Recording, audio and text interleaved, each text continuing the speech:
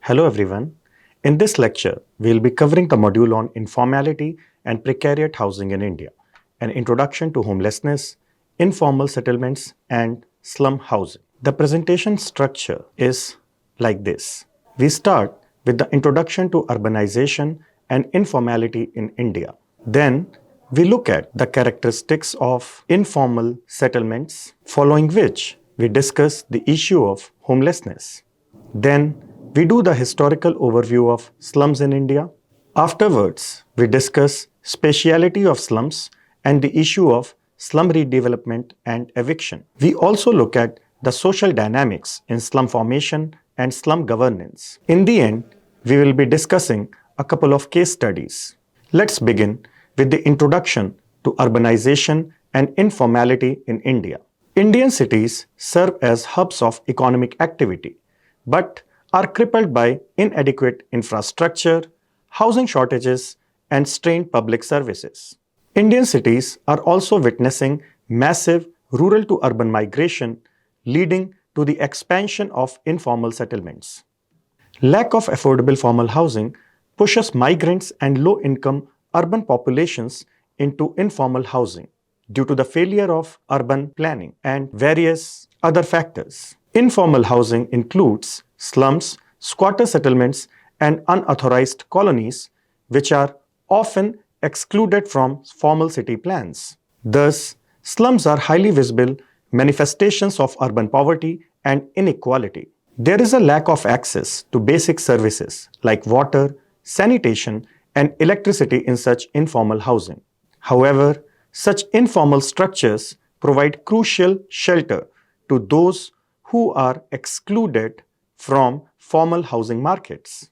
Therefore, we should look at urban informality as a mode of survival for the urban poor. Ananya Roy introduces the concept of urban marginality and explains how slums represent the socio-spatial exclusion of a large section of urban residents who live on the fringes of legality and formal urban life. According to Roy, informality is not an exception, but a fundamental feature of urbanization in the global south, including India. Moving on to the characteristics of informal housing settlements, we will be looking at self-built structures, sanitation, and access to services. In informal housing settlements, self-built structures are homes that are often constructed using temporary and substandard materials such as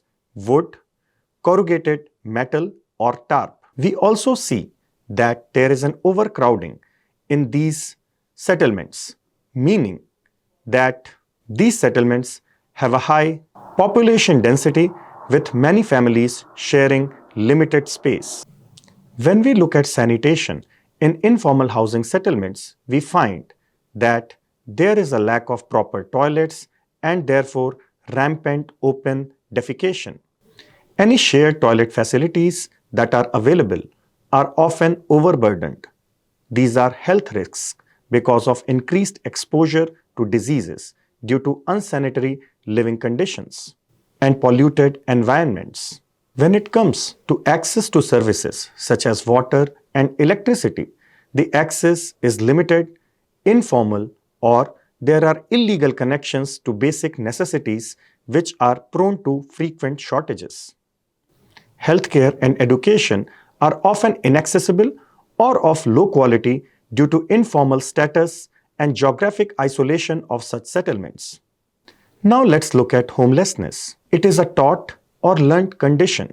Homelessness is the endeavor of the severely underpaid working force to house themselves, howsoever informally, in the face of acute poverty and ever-shrinking welfare safety net.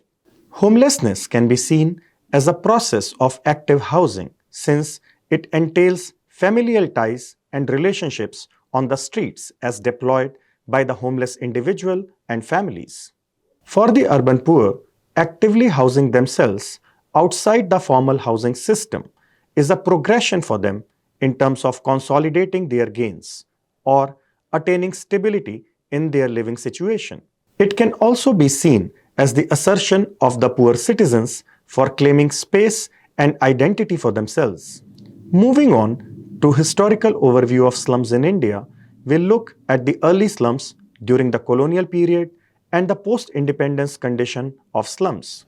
Early slums include the origins of slums in India that trace back to the British colonial period, when rural migrants flocked to cities like Mumbai and Kolkata in search of jobs. Urban planning during this time primarily focused on elite spaces, ignoring the needs of the working class. As a result, informal settlements began to emerge. Migrant laborers settled in cramped, substandard housing near industrial zones, which laid the groundwork for the growth of slums. In the post-independence period, rapid urban growth took place without adequate housing policies that led to a rise in informal settlements. The influx of migrants from rural areas surged, but housing and infrastructure development failed to keep pace, further fueling slum proliferation. Unregulated urbanization continued, with poor land use planning and a lack of affordable housing, which exacerbated slum growth. Therefore, as Partho Mukhopadhyay says, slums then are the products of both colonial and post-colonial planning failures. As we focus on the speciality of slums, we will be taking a look at urban marginality, spatial segregation, and spatial marginalization. When we discuss urban marginality, the location of slums in areas like floodplains, industrial zones, landfill sites, or near railway tracks contribute to their marginality. Slum residents face environmental hazards and poor living conditions. They experience social exclusion, lacking access to services and opportunities. When it comes to the issue of spatial segregation, we find that slum dwellers are often pushed to the urban fringes, far from economic centers and formal housing. This spatial segregation limits their access to employment, education, and healthcare. The layout of cities also reflects social hierarchies, with slums isolated from wealthier neighborhoods. Lastly, focusing on spatial marginalization, we see that in Indian cities, slum dwellers are frequently pushed to the urban periphery where essential services like infrastructure, healthcare, and education are scarce.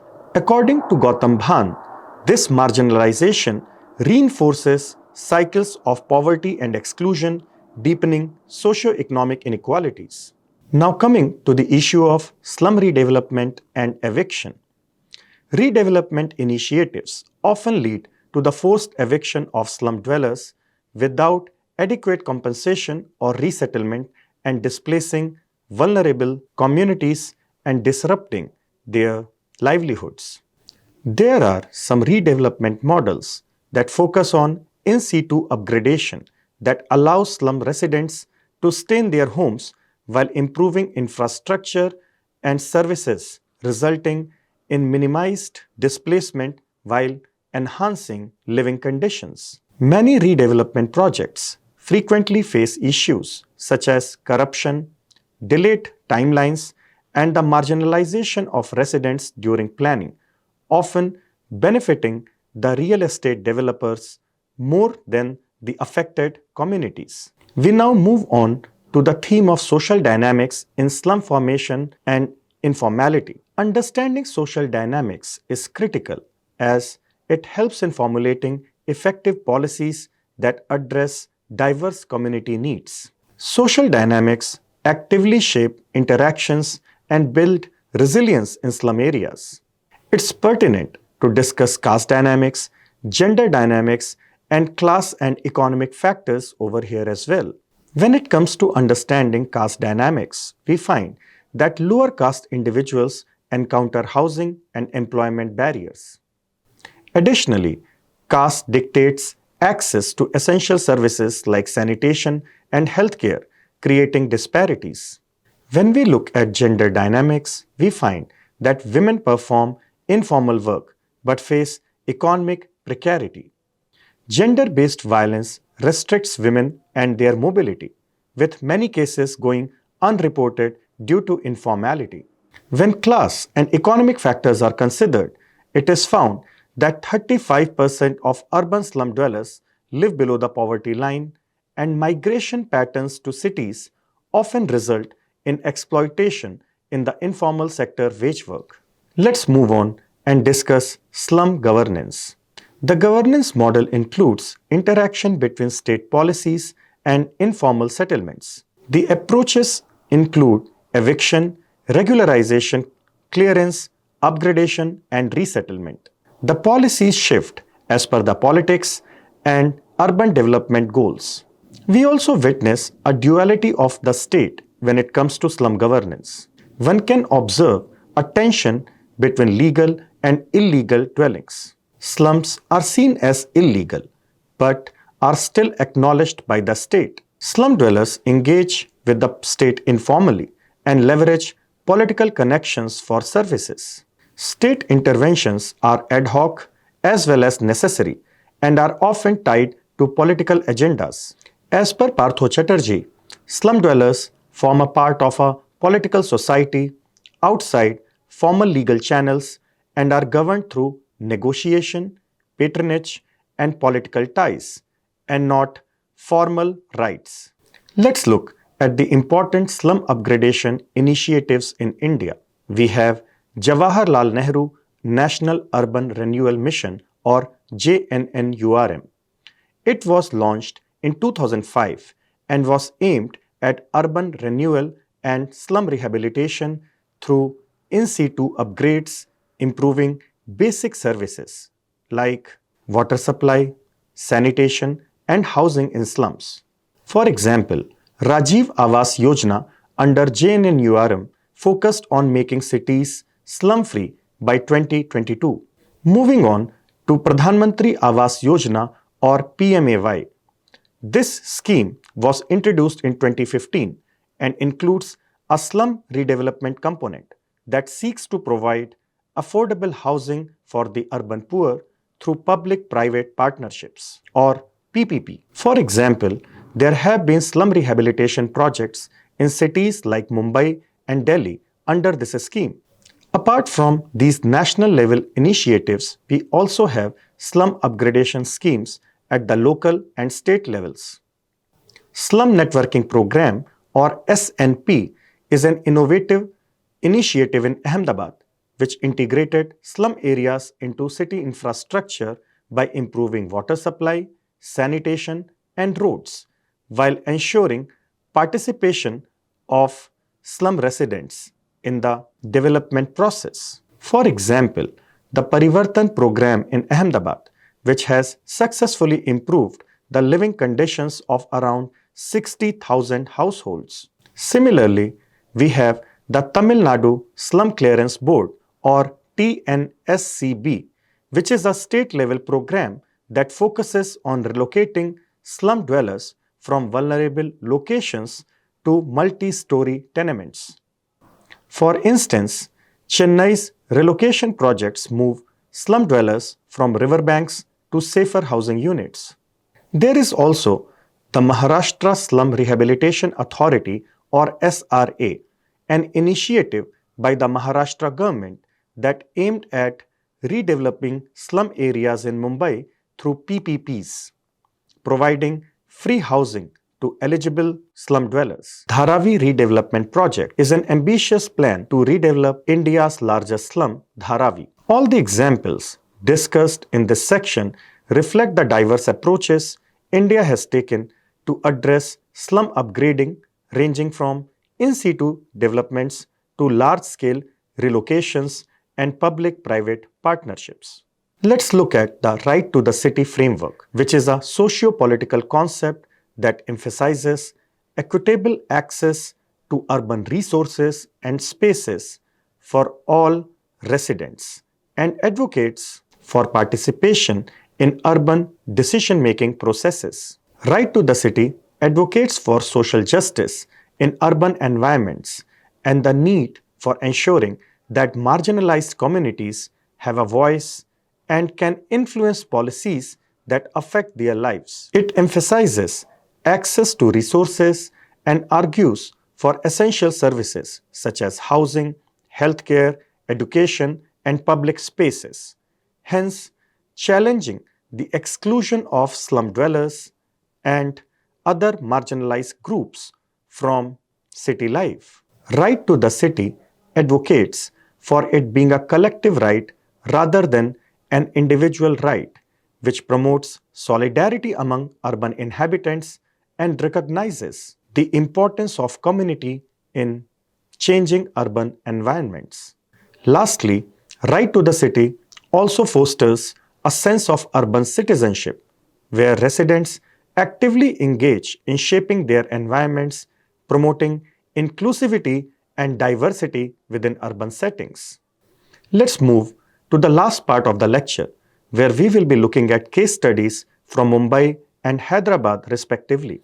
In the first case study, we'll be looking at Mumbai's Dharavi, which is home to over 1 million residents in an area of just about 2.1 square kilometers. Dharavi was established as a settlement for the workers in the 19th century, immediately after the plague epidemic. Despite the informal nature of most businesses in the area, Dharavi has an estimated annual turnover of $1 billion. Dharavi handles 80% of Mumbai's recyclable waste with around 15,000 single room factories and workshops. The slum also contains 28 temples, 11 mosques, 6 churches, 50 banks, and 60 government schools. Dharavi residents have limited access to clean water, sanitation, and electricity, where many households rely on shared or public facilities. The high density and poor sanitation in Dharavi contribute to frequent outbreaks of diseases such as tuberculosis and dengue. There is a constant threat of eviction on account of redevelopment plans, despite Dharavi Redevelopment Project's ambitious plan to upgrade the area.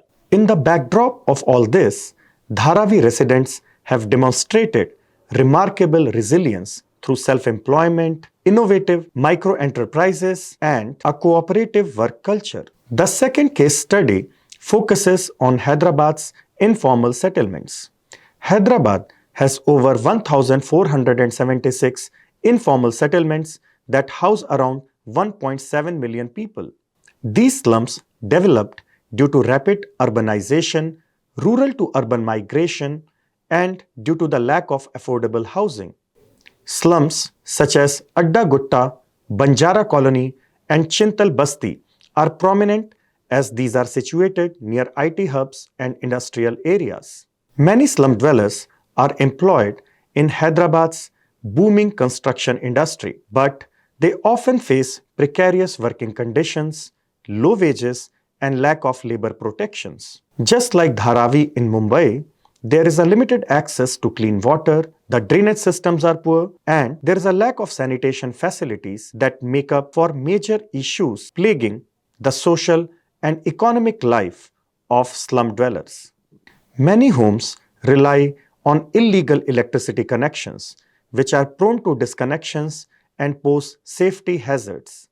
Overcrowding, poor sanitation, and lack of healthcare facilities in these informal settlements in Hyderabad lead to frequent outbreaks of diseases like dengue, malaria, and respiratory infections. We now come to the end of this lecture,